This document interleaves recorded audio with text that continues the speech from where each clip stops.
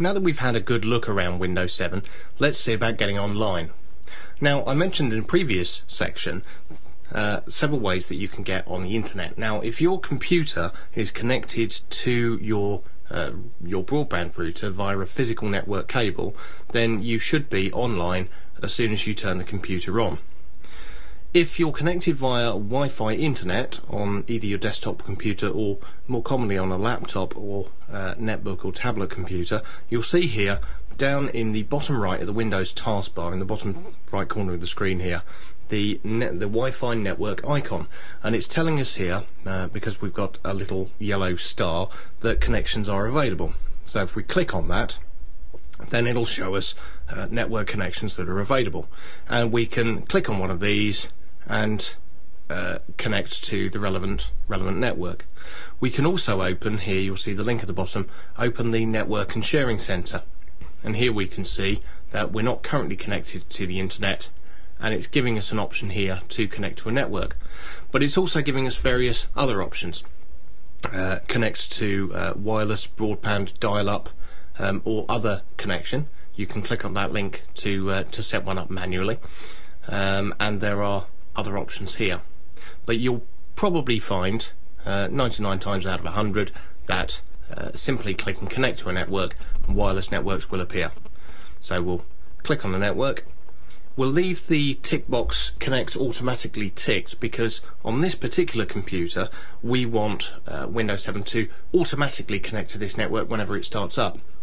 If you don't want it to, then untick that box. Press connect,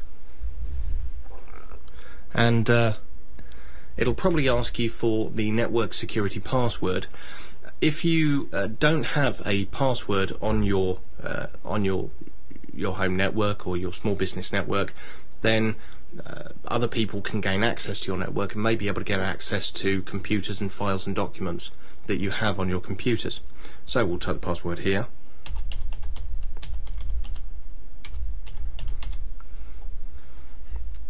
And then this will automatically connect us. We can see here in the network and connection, network and sharing center, that it's telling us it knows it's a home network because we've joined to this one previously, and it's telling us we now have internet access. Now in the next segment we're going to have a look at Internet Explorer and how we can set that up and how we can get working with it.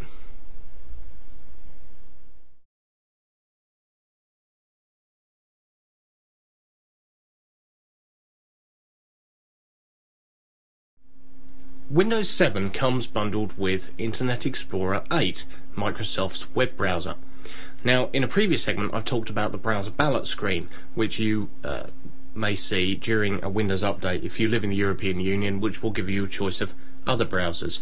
And it's worth having a look at that video if you live outside of the EU and you want to find out more about the different choices that are available to you. You launch Internet Explorer 8 either from the Start menu or from the Windows 7 taskbar. Here we'll launch it from the taskbar. Now the first time you run it, it'll ask you a series of questions. It's very quick and easy to set up. So it's got new features here that you may not have seen in previous web browsers. So we'll click Next and we'll set it up. If you press the Ask Me Later button, then the next time you start up Internet Explorer 8, it will ask you the same questions. So, do we want Internet Explorer 8 to turn on suggested websites for us based on the content that we're currently looking at and the website we're looking at? We'll say yes in this occasion. We'll also say that we want Internet Explorer 8 to use its Express settings for starting up. This will get us working much more quickly. We can also customize these settings if we want to review them manually. Click Finish when you're ready, and here we are with an Internet Explorer window open, and we can now browse the internet. So let's have a look at a web address. Now you'll see in the address bar here at the top the name Microsoft.com is in bold text and the rest of it is slightly greyed out. This is a security feature so that we know exactly what web address we're actually visiting. It's because some viruses and some phishing emails that purport to be from reputable banks and companies such as eBay and PayPal will try and spoof a web address, but this way we know exactly what we're going to. Web addresses will start with the HTTP. If you see HTTPS, then it means it's a secure website, and you'll probably at the far right of the address bar here see a padlock, and you'll be able to click on that padlock and get information about that website security certificate. We have the colon and 2 forward slashes. These are optional. When you're typing a web address, you don't need to type these. In fact, for most websites these days, you won't need to type www. You'll be able to leave that off, and if the website is properly set up, then you won't need those at all. So we've got the main address, microsoft.com / and then we have various other options. In the next segment of this, we're going to look at navigating around the internet and displaying websites, and we'll look at some of the interface elements in Internet Explorer 8.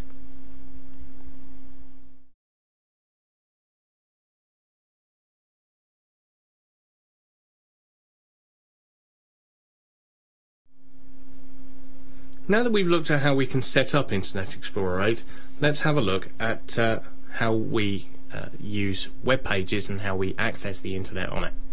Now you'll see here in the address bar, we can click in that and we can type any address we want. Let's say we want to go to microsoft.com. Now you can type .com, .co.uk, but a shortcut if you're going to a .com address is to hold down the control key on your keyboard and press the enter key, and the browser will add the .com for you. You can see here in the top left we have back and forward buttons. We also have a down arrow here that will give us a list of pages we've been to recently. So we can press back and forward, and we can move back and forward between these different pages. To the right hand side of the address bar we also have a down arrow, and if we click on that it'll show us where we've been, and it'll give us suggested websites as well. There is a refresh button which you can click to reload the page. There is a stop button which you may want to use if the page is being a problem, and there is a search box here, and you can conduct internet searches by typing in this box and either pressing the search button on the right hand side or pressing the enter key on your keyboard. We have our internet favourites just below. If we click on that it'll bring up a list of internet favourites, and we can add a website to our favourites by clicking the add favourites button, and we can select a subfolder here for it to this favourite to go in should we want to, so we'll add that.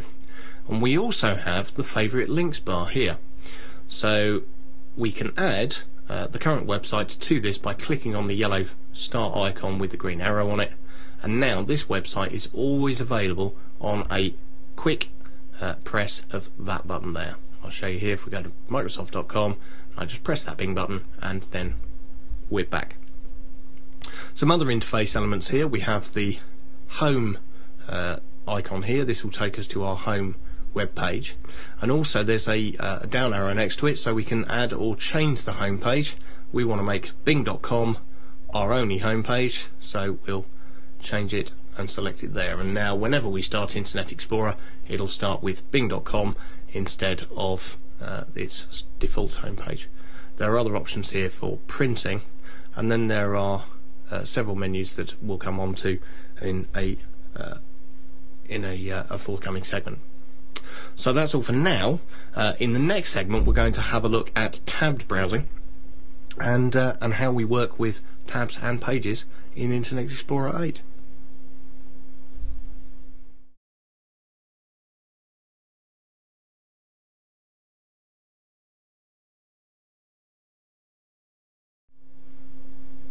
Now that we've looked at displaying websites in Internet Explorer 8, let's have a look at tabbed browsing and how we work with tabs and pages. Now all modern web browsers include tabbed browsing, and Internet Explorer 8 is no exception. You'll see here there's a tab here which says that we're currently on bing.com. Next to it there's a button which, if you hover over it, gives you an option to open a new tab. In this tab, let's say we want to go to microsoft.com. And we can keep opening tabs, and we can open as many as we want, and you can switch between these tabs simply by clicking on them. Now let's say we want to close a tab. If we click on the tab, then we'll see an X in the far right of it, and we can click on that and we can close the tab using that X. You can also rearrange the tabs simply by dragging and dropping them. And we'll see here on the far left that if we have several tabs open, we have a list of tabs that are available, and we also have a little icon here called Quick Tabs. If we press that, it'll bring up little graphic thumbnails of the websites that we're at, and we can just choose the one we want and click it to go straight to that tab. Now we've closed this tab, and we'll close, oh well, we didn't mean to close that Microsoft tab, we need to go back to that. So there's an easy way to reopen old tabs. If we right click on any tab, we can see a list of recently closed tabs. Here it's listing Microsoft Corporation, and if we click on that or click on open all closed tabs, the website will reappear. It's a very, very good way of getting back to websites if you close them inadvertently. Now, in the next segment we're going to look at some of the really useful features in Internet Explorer 8.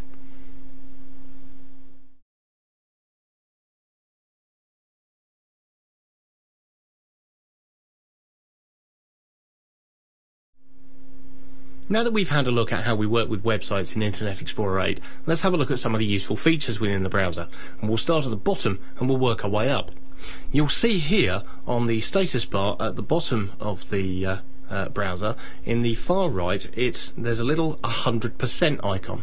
This allows us to scale the web browser to make things easier to read on the screen. We can make things smaller, or we can make them bigger. And you have zoom in and out controls.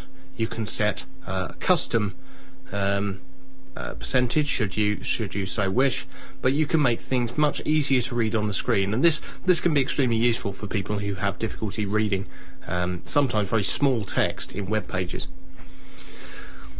Up in the top we have several menus. The safety menu is worthy of note. First of all, we have a mode called In Private Browsing. Now, when you go on the Internet Explorer keeps a record of the websites you've been to. It downloads some temporary files from those websites. If you select In Private Browsing, then Internet Explorer won't keep any record of the websites you've been to. It won't download any temporary files or other files from those websites, and it's a nice and very safe and secure way of browsing the Internet. You can also delete your browsing history here. Let's have a look at this. It gives us options to delete temporary internet files, delete the history, delete passwords, and so on. Now, temporary internet files can build up over a period of time, and they can cause the web browser to slow down. So it's a good idea periodically to select the files you want to delete and press the delete button. Also, in the safety menu, we have a link straight through to Windows Update as well, to help keep your computer up to date. In the Tools menu, we can reopen our last browsing session if we close the browser and we want to be able to work with the websites we were working with before. There are controls to turn the website pop-up blocker off and on, and we can manage the add-ons, any add-ons that we have in the browser. You can see here it'll tell us of add-ons that we have, and we can click on a particular add-on and we can disable it if we want to, or if it's slowing the browser down or causing us problems, simply by clicking the disable button. Click close when you're ready. Then we have help on the far right. In the next segment we're going to look at your privacy and your security in Internet Explorer.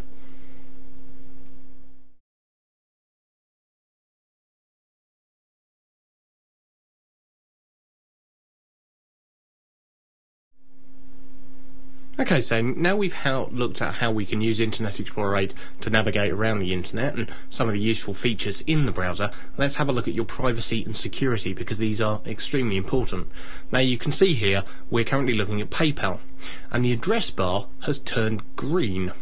Now, I've mentioned before that the main part of the address is darker in many modern browsers to let you know exactly what website you're visiting, just in case a malicious website is trying to spoof an address. But here the address bar is turned green to let us know that this website has been checked and is perfectly legitimate. We can see here there's a padlock, and we can click on the padlock to bring up more information about the browser. There are other features to the address bar as well. If the address bar, for instance, turns red, then you will know that the website is unsafe, and Internet Explorer will probably warn you with a message on the screen as well. But there are other privacy and security features available. If we open the Tools drop-down menu here, we can go to Internet Options. Now, in the Internet Options panel, there are several options for security and privacy. You'll see the tabs here along the top. We can change the security settings here between low, medium and high to give us minimum or maximum security for any websites that we visit. And there's a custom level button where you can select specific settings for your internet security. You can also change the mode that Internet Explorer operates in when it's online. May only allow trusted sites, might only give you access to your local intranet, or might give you wider internet access. There's a privacy tab here as well, and it's worth having a look at the privacy options to pick one that suits you if you want more security than is standard with Internet Explorer 8. There are other options here as well. You have the pop-up blocker, you can turn that on or off, and you can control its settings. And there's more information here about the in-private browsing mode. Finally, here we have a content tab. We can control parental controls, we can control the internet content that can be viewed, and various other options such as autocomplete settings, which help to remember things like passwords and usernames. So you can select any of the settings you want in here and then press OK when you're happy. In the last segment of this section, we're going to look at Microsoft's Internet Explorer 9 web browser, which, while not bundled with Windows 7, is an optional extra for it.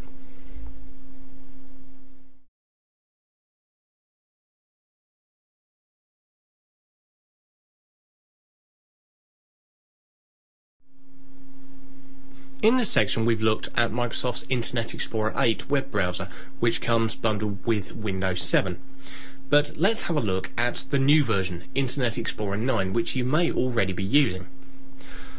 Now, visually, it's reasonably similar to Internet Explorer 8, but it's a bit cleaner and slimmed down.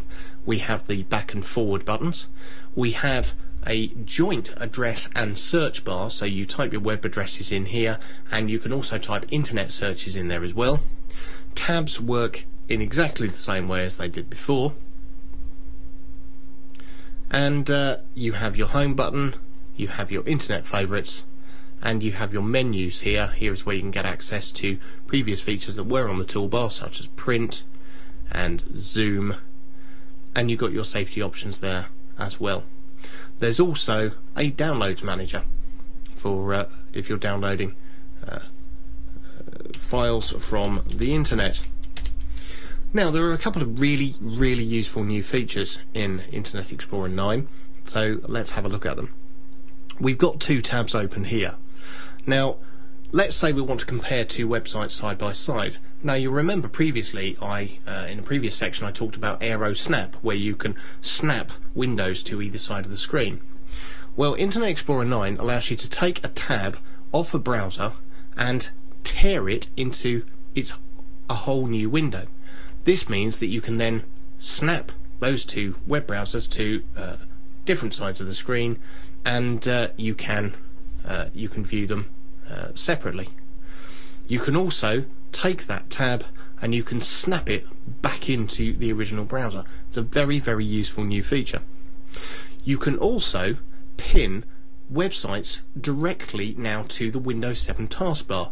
If we drag its icon down to the taskbar, we can see we've got an option to pin it to the taskbar here, and now we have that website pinned directly to the taskbar, and in its jump list you will see options associated with that website, and it's an extremely useful feature. You can unpin it to the website from the taskbar simply by selecting unpin this program from the taskbar from its jump list menu. Other than that, Internet Explorer 9 is very similar. It supports the latest standards and it is more secure. But there are other web browsers available, which you can see in the video about the browser ballot screen as well. In the next section, we're going to look more about how we work on the internet with web pages and with websites.